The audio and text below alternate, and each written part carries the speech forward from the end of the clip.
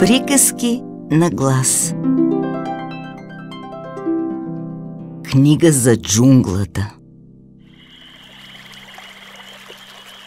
Един ден, дълбоко в сърцето на джунглата, пантера на име Багира откри малко бебе, сгушено в останките от лодка, заседнали на речния бряг. Багира остави детето пред бърлогата на семейство вълци. Надяваше се, че те ще се погрижат за него. И с облегчение видя как вълчицата първо го подуши с любопитство, а след това го прибра в пещерата. През следващите 10 години момченцето, наречено Маугли, растеше като малко вълче. То обичаше животинското си семейство, а и беше станало любимец на цялата глутница. Пантерата често идваше на гости и много се радваше, че Маугли е толкова щастлив в новото си семейство. Но Багира знаеше, че някой ден детето ще трябва да се върне при себеподобните си.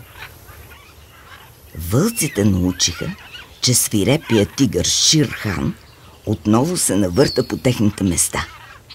Шир Хан се боеше, че когато момчето порасне, ще стане ловец и смяташе да се отърве от него.